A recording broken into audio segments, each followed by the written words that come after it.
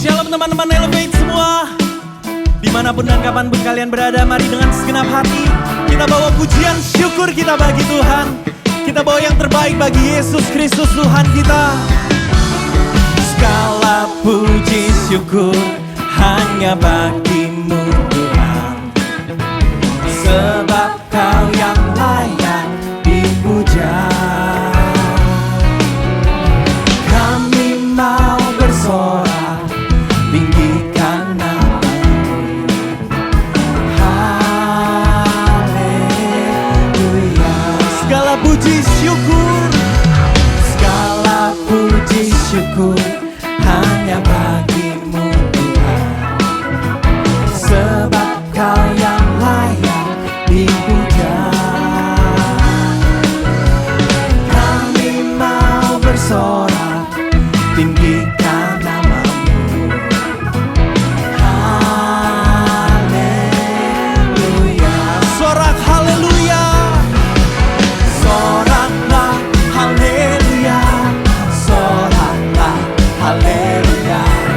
Haleluya.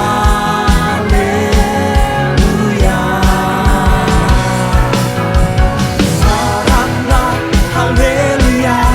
Soraklah haleluya. Haleluya. Bertepuk tangan bersama-sama.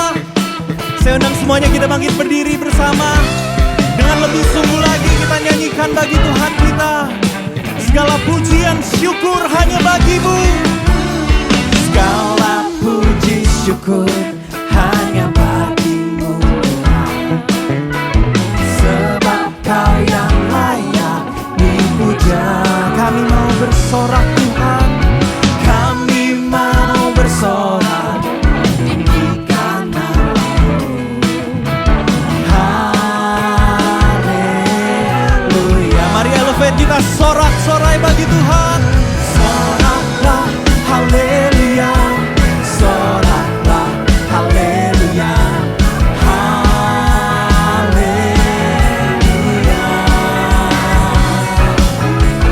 Soraklah haleluya. Soraklah haleluya.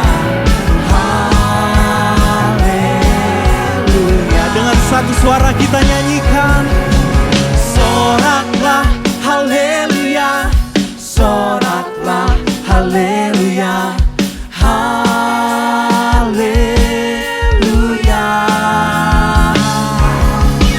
Soraklah haleluya. Oh, soraklah haleluya. Haleluya. Sorak haleluya. Soraklah haleluya. Soraklah haleluya. Haleluya.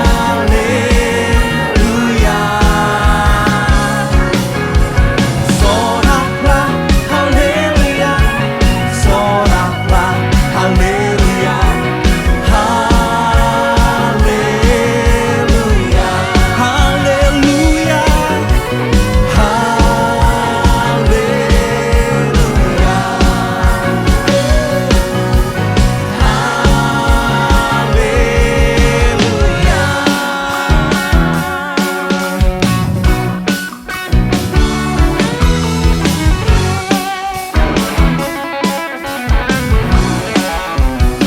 Segala pujian syukur terbaik bagi Tuhan. Haleluya.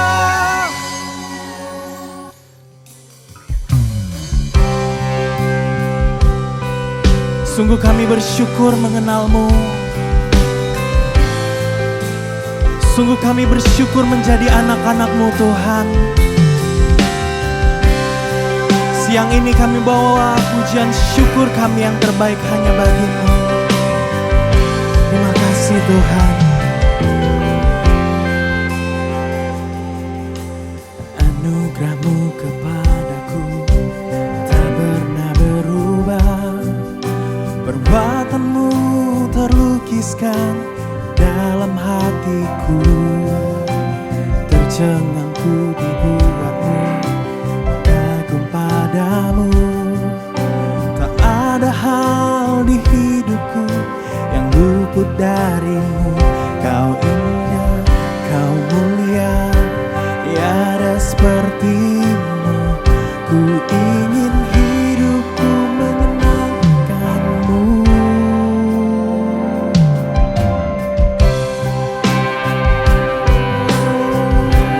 Kami mau hidup kami menyenangkanmu Tuhan. Terima kasih Bapa. Kau terawal dan terakhir, pencipta segalanya. Seluruh bintang pun bersinar oleh ucapanmu. Engkau pun mengasihiku, penulis hidupku. Tak henti segenap nafasku menyembahmu selalu. Ku puji, ku sembah, tiada sepertimu. Ku ingin hidupku menyenangkanmu. Segala puji, segala hormat, segenap hatiku menyembahmu. Terimalah segenap hidupku sebagai persembahan yang hidup.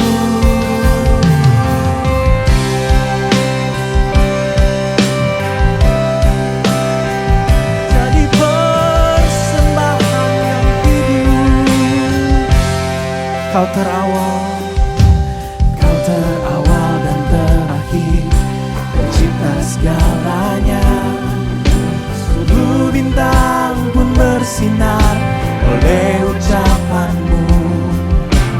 Engkau pun mengasihiku, penulis hidupku. Tak henti segenap nafasku menyembahmu selalu. Ku puji, ku sembah, tiada sepertimu. Ku ingin hidupku menyenangkanmu. Segala puji, segala hormat, segenap hatiku menyembahmu. Terimalah segenap hidupku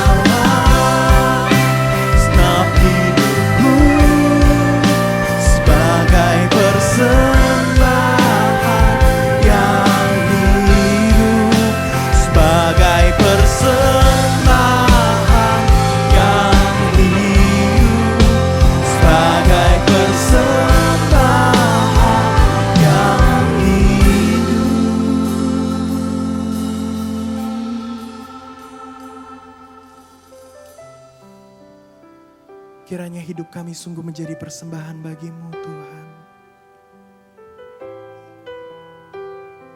Terima kasih Bapa.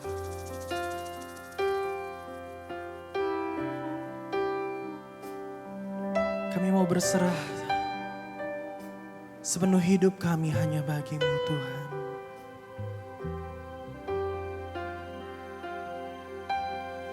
Aku berserah, aku berserah pada Yesus Juru Selamat. Aku berserah, aku berserah, aku berserah pada Yesus Juru Selamat. Aku berserah, katakan aku berserah, aku berserah pada Yesus, pada Yesus Juru Selamat. Aku berserah, katakan aku berserah, aku berserah pada Yesus Juru Selamat.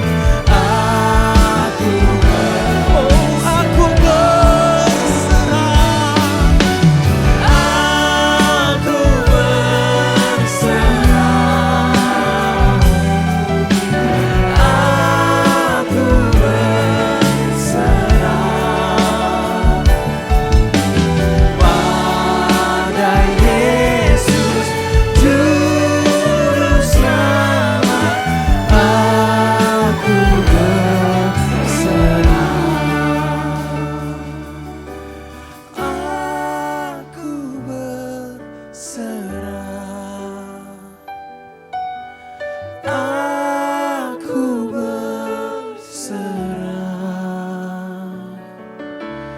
pada Yesus Juru Selamat.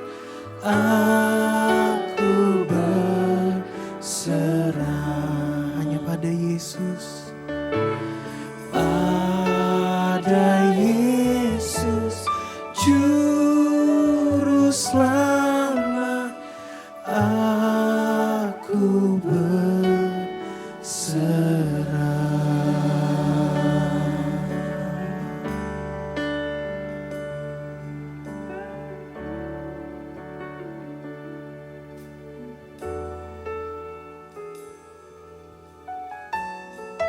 Sebagai bukti penyerahan hidup kami Tuhan, kami mau Engkau ajar, kami mau Engkau bentuk seturut kehendak-Mu. Ajar kami dan tarik kami Tuhan ke dalam hadirat-Mu, ke dalam rencana-Mu.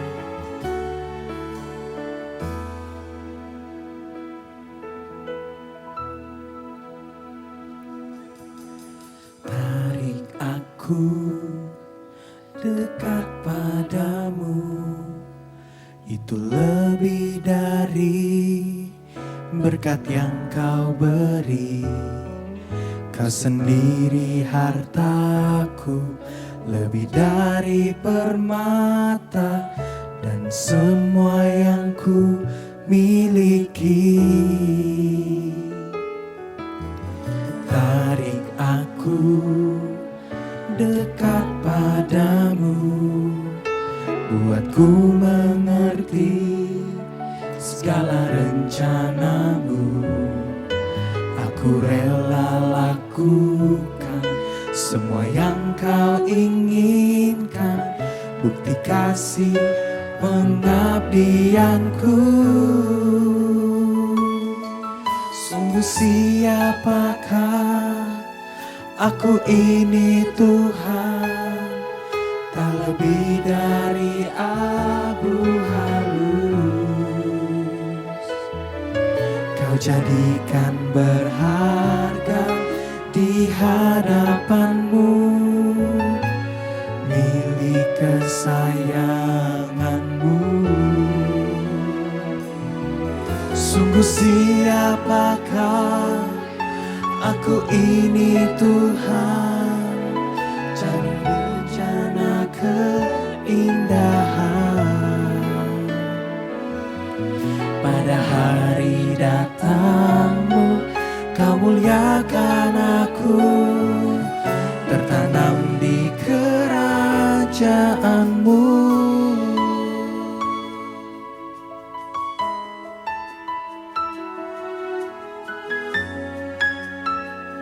Tarik setiap kami Tuhan, tarik aku dekat padamu. Itu lebih dari berkat yang kau beri. Kau sendiri hartaku, lebih dari permata dan semua yang ku miliki. Tarik aku dekat padamu, buatku mengerti segala rencanamu. Aku rela lakukan semua yang kau inginkan, bukti kasih pengabdianku. Sungguh siapakah aku ini Tuhan, tak lebih dari abu halus. Kau jadikan berharga di hadapanmu, milik kesayanganmu. Sungguh siapakah aku ini Tuhan, jadi bejana keindahan. Pada hari datangmu kau muliakan aku, tertanam di kerajaanmu. Sungguh siapakah aku ini Tuhan, tak lebih dari abu halus. Kau jadikan berharga di hadapanmu, milik kesayanganmu. Sungguh siapakah aku ini Tuhan, jadi bejana keindahan. Pada hari datangmu kau muliakan aku, tertanam di kerajaanmu. Tertanam di kerajaanmu, tertanam di kerajaanmu, tertanam di kerajaanmu, tertanam di kerajaanmu.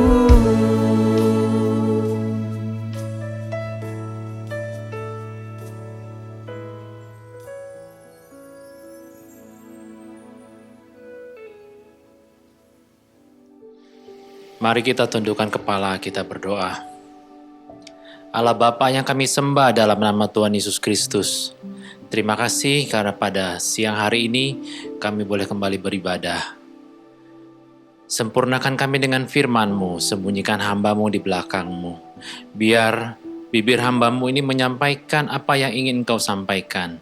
Dan biar kami melaksanakan setiap firman-Mu yang Kau sampaikan ini lewat perantaran hamba-Mu yang tidak tahu apa-apa ini. Terima kasih ya Tuhan. Dalam satu nama Tuhan kami Yesus Kristus kami sudah berdoa dan bersyukur. Amin. Shalom Elevate. Shalom Bapak Ibu dan teman-teman semua. Teman-teman terkasih, selamat berjumpa kembali dalam ibadah LF 8. Walaupun kita berjumpa secara online, tetapi itu tidak mengurangi nilai ibadah yang kita adakan. Hari ini kita akan bicara mengenai the perfect love from the Father, ya. Kasih Bapa yang sempurna untuk anak-anaknya. Termasuk kita juga seringkali menjadi anak-anak yang terhilang. Bicara kasih Bapa yang sempurna sebenarnya ada di dalam Lukas pasal 15. Kita bisa melihat di situ Lukas pasal 15 mengenai kasih Bapa yang sungguh sempurna bagi anak yang terhilang. Pembahasan kita siang hari ini akan difokuskan kepada Lukas 15 ayat 11 sampai ayat 22. Saya mengajak teman-teman, sobat-sobat Elevate untuk bisa melihat Lukas 15 11 sampai 22. Banyak pelajaran yang kita bisa ambil mengenai kasih Bapa yang sempurna ini di dalam Lukas 15 ini. Alkitab itu adalah firman Allah yang sungguh luar biasa. Semakin sering kita menggali kebenaran firman Tuhan, semakin banyak air yang keluar dan memancar di dalam kehidupan kita. Kita lihat Lukas 15 11 Lukas 15 11 sampai 22. Yesus berkata lagi, ada seorang mempunyai 2 anak laki-laki. Kata yang bungsu kepada ayahnya, "Bapa, berikanlah kepadaku bagian harta milik kita yang menjadi hakku." Lalu ayahnya membagi-bagikan harta kekayaan itu di antara mereka. Beberapa hari kemudian, anak bungsu itu menjual seluruh bagiannya itu lalu pergi ke negeri yang jauh. Di sana ia memboroskan harta miliknya itu dengan hidup berfoya-foya. Setelah dihabiskannya semua, timbullah bencana kelaparan di dalam negeri itu dan ia pun mulai melarat. Lalu ia pergi dan bekerja pada seorang majikan di negeri itu. Orang itu menyuruhnya ke ladang untuk menjaga babinya. Lalu ia ingin mengisi perutnya dengan ampas yang menjadi makanan babi itu, tetapi tidak seorang pun yang memberikannya kepadanya. Lalu ia menyadari keadaannya, katanya, "Betapa banyaknya orang upahan Bapakku yang berlimpah-limpah makanannya, tetapi aku di sini mati kelaparan. Aku akan bangkit dan pergi kepada Bapakku dan berkata kepadanya, Bapa, aku telah berdosa terhadap sorga dan terhadap Bapa. Aku tidak layak lagi disebutkan anak Bapa, jadikanlah aku sebagai salah seorang upahan Bapa." Maka bangkitlah ia dan pergi kepada bapaknya. Ketika ia masih jauh, ayahnya telah melihatnya. Lalu tergeraklah hatinya oleh belas kasihan. Ayahnya itu berlari mendapatkan dia, lalu merangkul dan mencium dia. Kata anak itu kepadanya, "Bapa, aku telah berdosa terhadap sorga dan terhadap Bapa. Aku tidak layak lagi disebutkan anak Bapa." Tetapi ayah itu berkata kepada hamba-hambanya, "Lekaslah, bawa kemari jubah yang terbaik, pakaikanlah itu kepadanya dan kenakanlah cincin pada jarinya dan sepatu pada kakinya." Sobat Elevate bisa membaca kebenaran firman Tuhan ini sampai ke bagian akhir. Tapi kita akan fokuskan untuk ayat 11 sampai 22 ini. Pelajaran yang sungguh berharga, yang punya implikasi terhadap kehidupan kita sekarang, bisa kita uraikan sebagai berikut. Yang pertama, kasih Bapa yang sempurna memberikan yang baik untuk kita. Sekalipun seringkali di masa lalu kita salah dalam berbuat, kasih Bapa itu terlalu baik. Ini pelajaran pertama yang bisa kita ambil. Apa buktinya? Coba lihat apa yang Yesus katakan. Ayat 11 dan ayat 12. Yesus berkata lagi, ada seorang mempunyai 2 anak laki-laki. Kata yang bungsu kepada ayahnya, "Bapa, berikanlah kepadaku bagian harta milik kita yang menjadi hakku." Lalu ayahnya membagi-bagikan harta kekayaan itu di antara mereka. Ayat 11 dikatakan seorang mempunyai 2 anak laki-laki. Seorang di sini dijelaskan dalam ayat 12 bahwa seorang ini merupakan figur seorang bapak yang punya 2 anak laki-laki. Ya. Tentu 2 anak laki-laki ini merupakan pewaris kesukaan bapak. Dan 2 anak laki-laki ini adalah harta yang tak ternilai bagi si bapak punya. Ini menunjukkan apa? Ini menunjukkan kasih Bapa yang sempurna. Ya. Yang memberikan apapun yang terbaik yang Dia punya untuk kita. Seringkali ketika kita masih kanak-kanak rohani, kita itu menerima apapun juga yang kita minta, walaupun yang kita minta itu salah. Seperti yang terdapat juga dalam ayat 12. Si anak bungsu melangkahi anak pertama, minta kepada bapaknya, "Bapak, kasih saya harta yang menjadi bagian milik saya." Ya. Bapaknya adalah bapak yang penuh kasih. Kalau dilihat dalam ayat 12, bapaknya itu kasih membagi harta kekayaan itu di antara mereka. Si bungsu yang meminta, si bapak pun tetap kasih. Dan membagi di antara mana punya si bungsu, mana punya si sulung. Ya.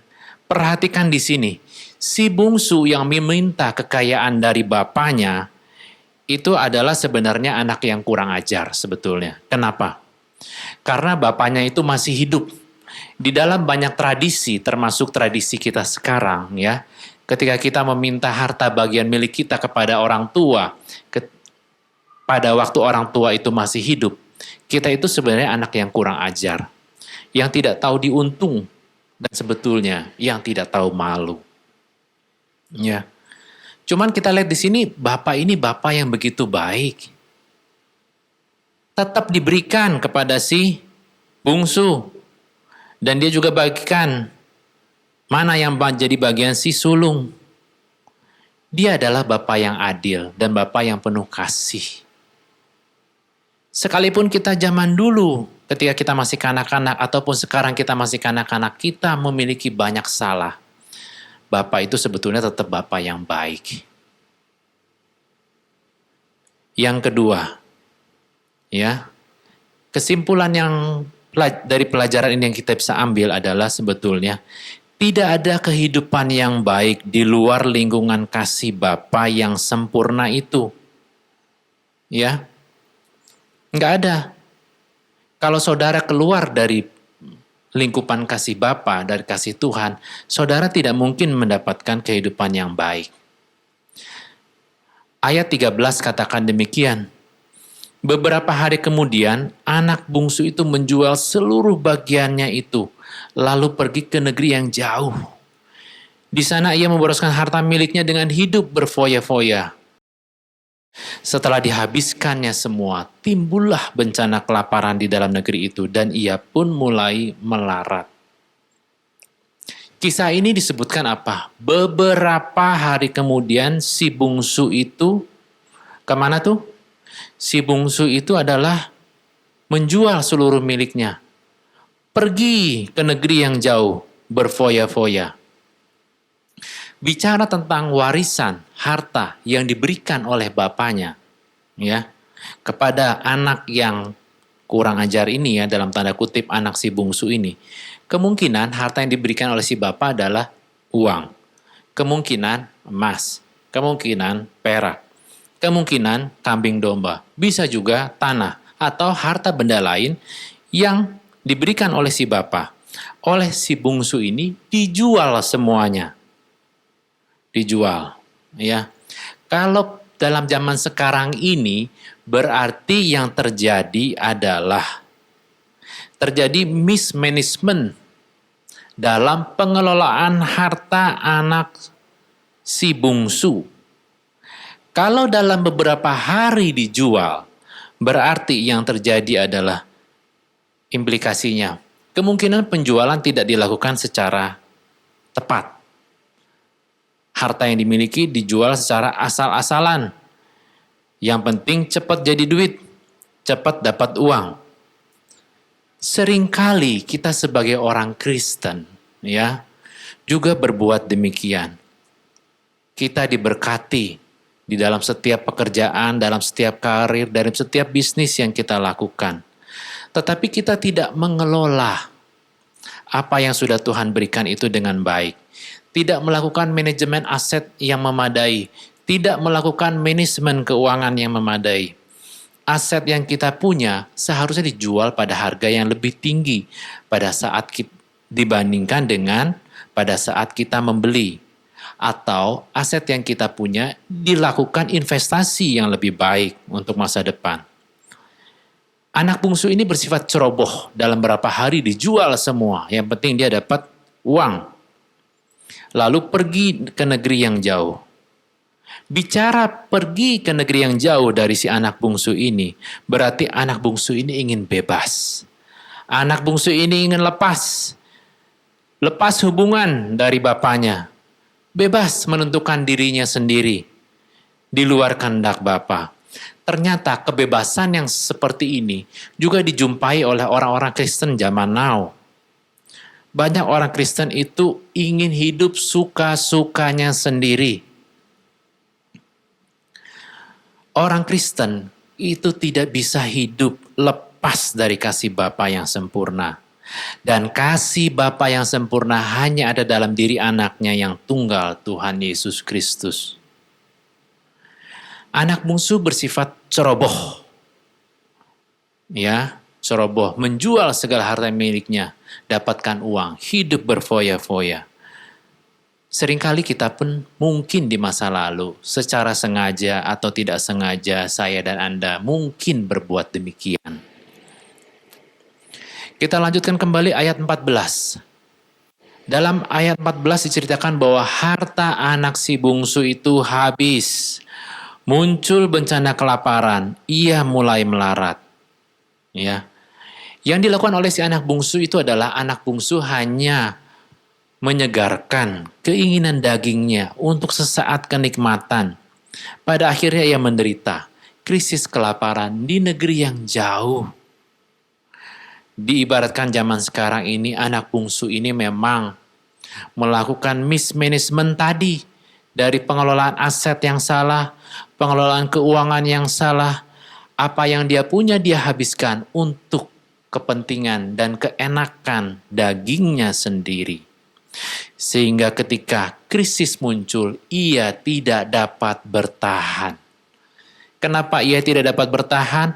Karena memang ia berada di luar lingkupan kasih Bapa yang sempurna.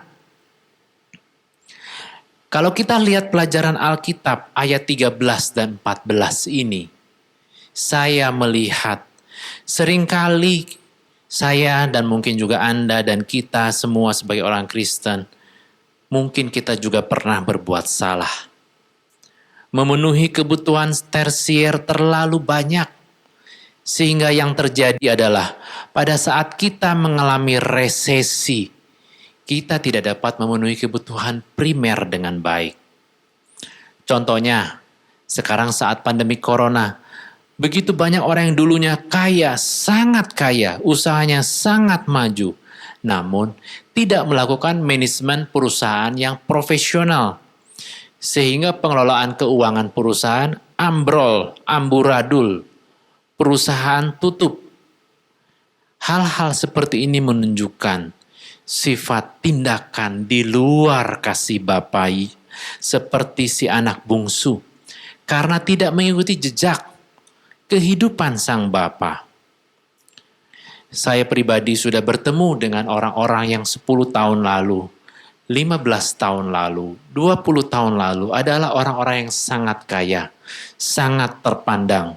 Dan orang-orang itu adalah orang-orang yang sangat berhasil, pengusaha sukses, ternama, hidup glamor, hidup mewah, uang dan aset di mana-mana.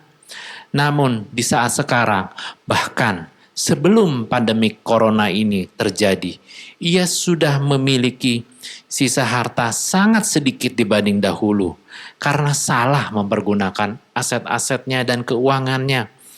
Sehingga ditambah pandemi corona, dia menjadi begitu parah, berhutang sana-sini, tidak dapat membalikan keadaan seperti keadaan semula, bahkan tidur pun tidak tenang. Kenapa ini terjadi?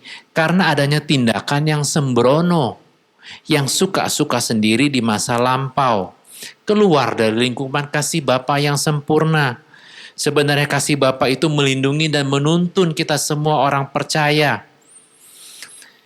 Kalau kita bertindak tidak pernah tanya Tuhan, mengandalkan kepintaran kita sendiri, mengandalkan pemikiran kita sendiri, apalagi mungkin kita banyak gelar, banyak titel, ya, dihormati sana sini, sehingga tidak sengaja, tidak sadar kita memiliki nafsu sendiri dan bertindak suka-suka sendiri di luar bertanya kepada Tuhan. Kita sekarang menuai akibatnya. Pelajaran berharga yang kita bisa dapat yang kedua ini adalah memang tidak ada kehidupan yang baik di luar lingkupan kasih Bapa yang sempurna itu. Tidak ada. Kita masuk pelajaran yang ketiga. Pelajaran yang ketiga ada dalam Lukas 15 ayat 16 dan 17. Ya. Lalu ia pergi dan bekerja kepada seorang majikan di negeri itu. Orang itu menyuruhnya ke ladang untuk menjaga babinya. Lalu ia ingin mengisi perutnya dengan ampas yang menjadi makanan babi itu. Tetapi tidak seorang pun yang memberikannya kepadanya. Lalu ia menyadari keadaannya, katanya, betapa banyaknya orang upahan Bapakku yang berlimpah-limpah makanannya. Tetapi aku di sini mati kelaparan. Lukas 15 ayat 15 dan 16 ini berbicara mengenai kesulitan si anak bungsu. Kebutuhan primer pun dia tidak bisa penuhi. Padahal semula adalah dia dalam tanda kutip anak raja di rumah bapaknya. Keadaan anak si bungsu ini menyedihkan, menjadi hamba kelas bawah, menjaga babi, saking lapar dan susahnya ingin makan makanan sisa. Ampas di situ dikatakan, itu pun dia tidak diberikan. Ini menunjukkan krisis mengerikan yang dialami oleh sang anak bungsu. Seseorang akan mengalami krisis kehidupan ketika ia bertindak di luar caranya Tuhan. Anak bungsu ini memilih untuk keluar dari bapaknya. Padahal sang ayah, sang bapak itu sudah menjalani asam garam kehidupan sebelum si anak bungsu lahir. Sang ayah yang mengcover hidup anak bungsu selama ini. Anak bungsu itu belum selesai belajar dari sang ayah. Tapi anak bungsu ini memilih memisahkan diri. Sehingga anak bungsu ini mengalami kesulitan. Seringkali kita sebagai anak bungsu itu bertindak seperti ini. Mau bertindak bebas, suka-suka kita sendiri. Akibatnya apa? Di kemudian hari timbul kesulitan. Ketika timbul kesulitan baru ingat. Seperti di ayat 17, menyadari keadaannya. Dia baru ingat. Mungkin saat ini kita mengalami pelajaran-pelajaran yang mahal. Karena kesalahan kita dalam mengambil keputusan di masa lalu. Ya, ketika kita memilih keluar dari perlindungan Bapa. Pelajaran ketiga yang bisa diambil, seseorang di luar kehendak dan kasih Bapa, seseorang itu dapat binasa, seperti yang terjadi oleh si anak bungsu ini. Tetapi menjadi hal yang sungguh merubah keadaan. Ketika anak bungsu itu menyadari kesalahannya, ayat 17 katakan, lalu ia menyadari kesalahannya, katanya, betapa banyaknya orang upahan Bapakku yang berlimpah-limpah makanannya, tetapi aku di sini mati kelaparan. Ketika kita sebagai orang Kristen, saya dan Anda, di masa yang lalu kita berbuat salah, yang harus kita lakukan adalah kita harus kembali kepada Bapa. Kembali kepada kasih Bapa yang sempurna itu. Anak bungsu ini menyadari kesalahannya dan bertindak. Ayat 18 katakan demikian, aku akan bangkit dan pergi kepada Bapakku dan berkata kepadanya, Bapa, aku telah berdosa terhadap sorga dan terhadap Bapa. Aku tidak layak lagi disebutkan anak Bapa, jadikanlah aku sebagai salah seorang upahan Bapa. Ayat 17-19 itu menunjukkan penyesalan si anak bungsu. Dan anak bungsu menyadari dirinya sebagai orang yang berdosa. Kalau saya dan Anda menyadari bahwa di masa lalu kita membuat hal-hal yang salah, sehingga ada permasalahan-permasalahan yang timbul dan dituai sekarang. Yang harus kita lakukan adalah kembali kepada Bapa dan kasih Bapa yang sempurna itu. Jangan meniru sikap orang Farisi, jangan meniru sikap ahli Taurat, sebab mereka tidak pernah kembali kepada Bapa, karena mereka menyadari bahwa diri mereka yang benar. Itu kesadaran yang salah. Mereka tidak pernah menyadari bahwa diri mereka itu salah dan membutuhkan juru selamat dan membutuhkan pertobatan yang hanya ada dalam diri Tuhan Yesus. Kalau saudara dan saya menyadari kesalahan-kesalahan yang kita lakukan di masa lalu, apapun bentuknya, salah mengelola kesehatan, sehingga sekarang kita menderita sakit penyakit, salah atau tidak serius dalam belajar, sehingga kita sekarang sulit melamar pekerjaan, salah dalam bekerja, terlalu ambisius, loncat sana loncat sini, timbul pandemi corona, sehingga akhirnya sekarang kita tenggelam. Tidak bisa mendapatkan pekerjaan. Salah investasi. Mempercayakan uang saudara kepada manajer investasi yang salah. Uang saudara hilang. Salah dalam berperilaku. Sehingga timbul perselisihan dan permasalahan di dalam anggota keluarga. Salah ini, salah itu, ya, sehingga saudara mengalami pelajaran yang harus saudara tuai sekarang. Prinsipnya adalah satu, kembali kepada Bapa dan kembali kepada kasih Bapa yang sempurna itu. Bapa yang sempurna itu tahu bagaimana harus memperbaiki saudara. Implikasi di zaman sekarang itu, tidak ada penyelesaian permasalahan bagi saya dan saudara itu di luar Tuhan. Tidak ada. Jangan pernah terpikir ada solusi di luar Tuhan. Kembali kepada Bapa, kembali kepada kasih Bapa yang sempurna itu. Kalau pada saat ini saudara dan saya mengalami permasalahan karena hal-hal yang salah yang kita lakukan dulu, belajar dari pengalaman atas kesalahan-kesalahan itu. Yang kedua, kalau saudara ada niat ingin kembali kepada kasih Bapa yang sempurna, atas kesalahan saudara apapun bentuknya, nyatakan dalam tindakan. Ya. Lukas 15:20-22. Maka bangkitlah ia dan pergi kepada bapaknya. Ketika ia masih jauh, ayahnya telah melihatnya. Lalu tergeraklah hatinya oleh belas kasihan. Ayahnya itu berlari mendapatkan dia, lalu merangkul dan mencium dia. Kata anak itu kepadanya, "Bapa, aku telah berdosa terhadap sorga dan terhadap Bapa. Aku tidak layak lagi disebutkan anak Bapa." Tetapi ayah itu berkata kepada hamba-hambanya, "Lekaslah bawa kemari jubah yang terbaik. Pakaikanlah itu kepadanya dan kenakanlah cincin pada jarinya dan sepatu pada kakinya."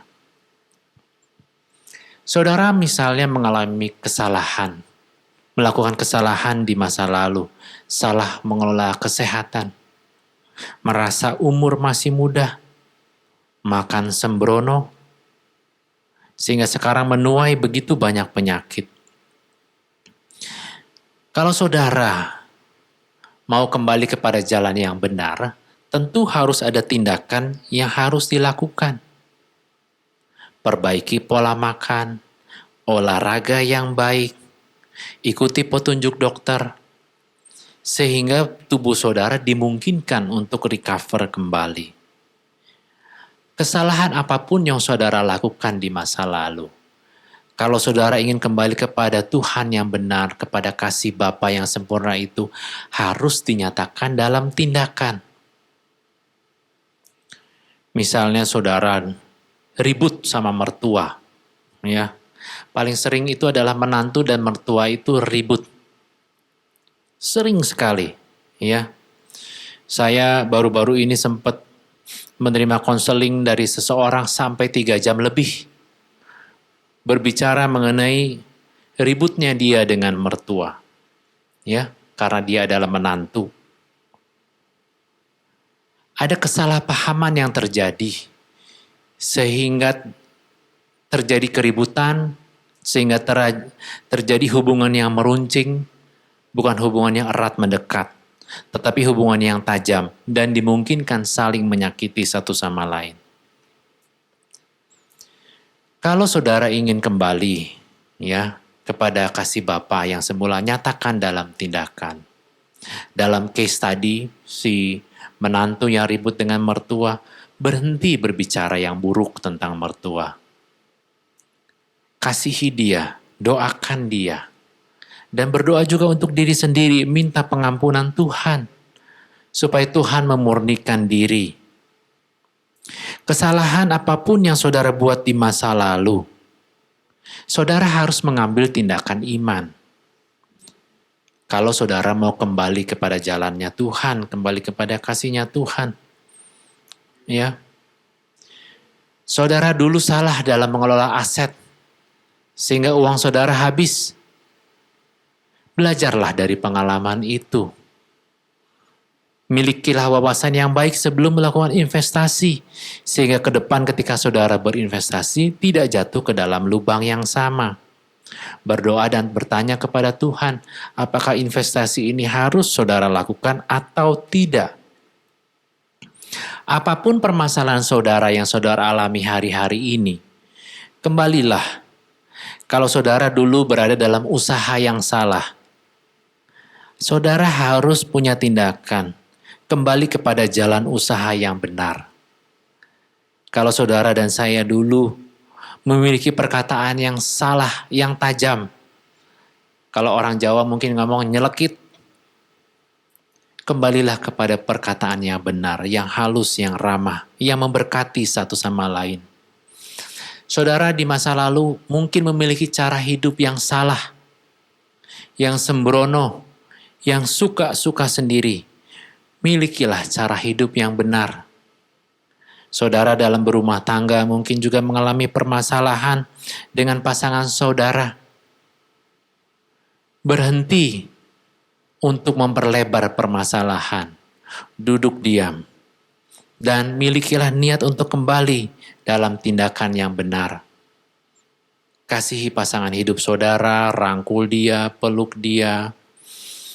Sama-sama kembali kepada jalan Tuhan.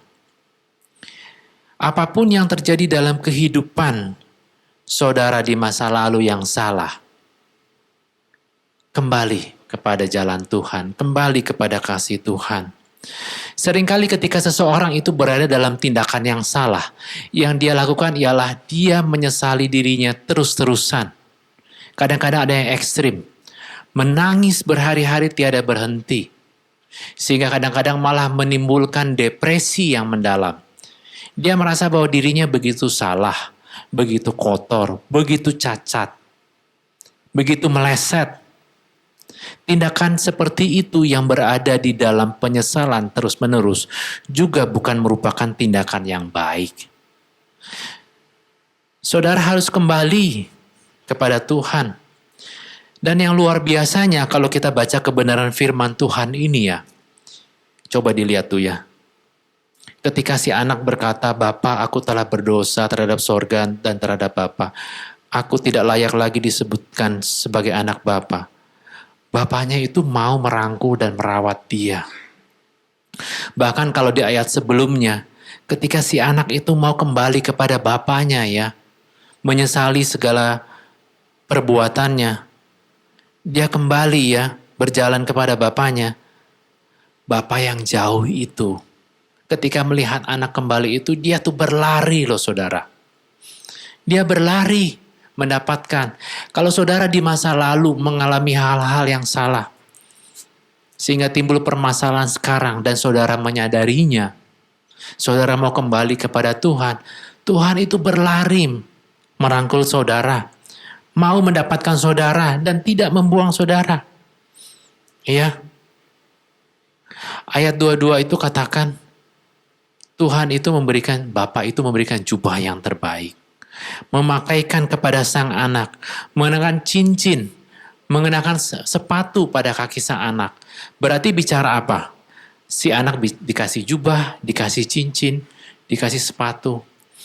Bapa yang sempurna itu di dalam kasihnya itu mampu merestorasi hidup saudara. Mampu memperbaiki hidup saudara, apapun keadaan saudara pada saat ini. Tidak ada orang yang disia-siakan oleh Bapa. Tidak ada. Pelajaran yang kita bisa terima juga, kalau kita sudah berbuat salah, kita sadar, kita mau menyatakan dalam tindakan, maka kita juga menyadari bahwa Bapa yang sempurna itu mau mengampuni, mau mengasihi, mau memulihkan saudara. Kalau saudara lihat di ayat berikutnya, bahkan sang Bapa itu bersuka cita menyembelih ya lembu tambun. Dikatakan di situ, Bapa itu bersuka ketika saudara itu kembali. Apapun yang kita perbuat, yang kita salah di masa lalu, sehingga sekarang kita menuai akibatnya. Bapa yang di surga itu, kasih Bapa yang sempurna, mengampuni saudara, mengasihi saudara, memulihkan saudara. Maka kembalilah kepada kasih Bapa itu. Tidak ada yang terlambat, tidak ada kata telat. Kembalilah pada hari ini, ketika saudara dan saya menyadari firman Tuhan ini. Jangan tunggu waktu lagi, jangan dipikir-pikir lagi. Jangan menunda. Kembali kepada kasih Bapa yang sempurna itu. Beri diri kita dipulihkan. Biar kasih Bapa itu mengubah kita. Merubah budi kita. Sehingga kita semakin serupa dengan kehendak Tuhan. Roma 12 ayat 2 katakan demikian. Janganlah kamu menjadi serupa dengan dunia ini, tetapi berubahlah oleh pembaharuan budimu, sehingga kamu dapat membedakan manakah kehendak Allah, apa yang baik, yang berkenan kepada Allah, dan yang sempurna. Bapa yang sempurna itu akan memulihkan, memperbaiki, merestorasi kita, dan memberkati kita. Mari kita semua yang salah, kita kembali kepada kasih Bapa yang sempurna itu. Dan Tuhan akan memulihkan hidup kita semua. Amin. Allah Bapa, terima kasih kami sudah mendengar firman-Mu pada siang hari ini. Kami sudah mendengar kebenaran-Mu. Kami mau kembali kepada kasih-Mu yang semula itu ya Bapa. Kalaukah jalan kami itu serong, kalau jalan kami ini sesat dan salah, kami menyadarinya, dan kami mau berubah seturut dengan kehendak-Mu, sehingga di masa yang akan datang, kami berada di dalam jalan-Mu, dan melakukan kehendak-Mu seturut apa mau-Mu. Terima kasih ya Tuhan untuk kebenaran firman-Mu. Engkau Tuhan yang tidak pernah membuang kami, tetapi Engkau Tuhan yang memulihkan, memperbaiki, dan memberkati kami. Terima kasih ya Tuhan. Tuhan, terima kasih untuk ibadah pada siang hari ini yang sudah Engkau berikan kesempatan buat kami mengikutinya. Biar kebenaran firman-Mu semakin nyata di dalam derap kehidupan kami dan Engkau memurnikan kami untuk lebih dekat lagi di dalam kerajaan-Mu. Terima kasih ya Tuhan, sebentar kami mau berpisah satu dengan yang lain, ulurkanlah tangan-Mu dan berkatilah kami. Kekasih Tuhan, angkat tangan-Mu, angkat hati-Mu, dan terimalah berkat Tuhan. Turunlah berkat dari Allah Bapa, cinta kasih dalam anaknya yang tunggal Tuhan Yesus Kristus, dan persekutuan yang manis dengan Roh Kudus menyertai kita semua, sekarang sampai selama-lamanya. Amin. Bagi saudara-saudari yang terpanggil untuk mendukung pelayanan Elevate dapat memberikan persembahan ke rekening BCA KCU Pluit nomor 16865333888. Sekali lagi, 16865333888 atas nama GSKI Pluit. Saudara dapat juga menggunakan aplikasi BCA Mobile untuk men-scan QR Code yang tampil di layar. Saudara-saudari juga dapat memberikan persembahan melalui aplikasi-aplikasi yang menerima QRIS seperti GoPay, Dana, OVO, Oktomobile CMB Niaga, Permata Mobile X, dan sebagainya. Dengan aplikasi-aplikasi tersebut, saudara dapat men-scan QR Code yang tampil di layar. Terima kasih atas dukungan persembahan saudara. Tuhan Yesus memberkati.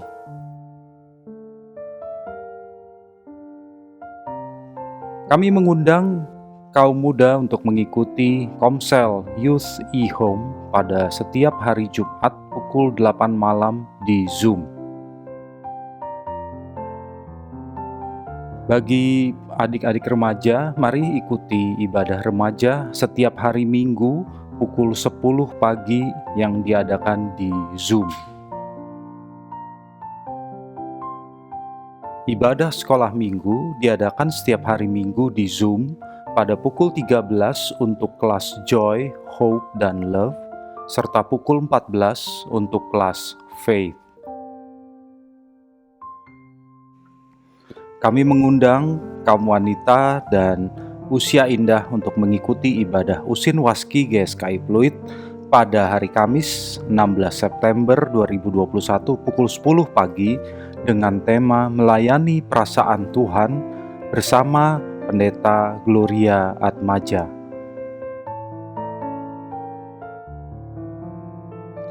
Ayo follow akun sosial media Elevate di YouTube pada akun LF8 Live by Faith, di Instagram, Facebook, dan TikTok pada akun lf8.service, dan juga catat nomor WhatsApp kami 0811 105 33388. Mari ikuti GSKI Pluit di media sosial Facebook, Instagram, dan TikTok dengan nama akun GSKI Pluit.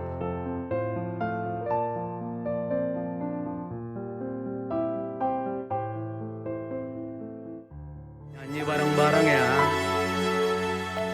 Dalam rangka menyambut hari ulang tahun GSKI Pluit, kami mengadakan duet challenge TikTok berhadiah. Nyanyikan lagu Hidup Ini Takkan Lama bersama Vow. Untuk informasi selengkapnya, silakan kunjungi Instagram GSKI Pluit.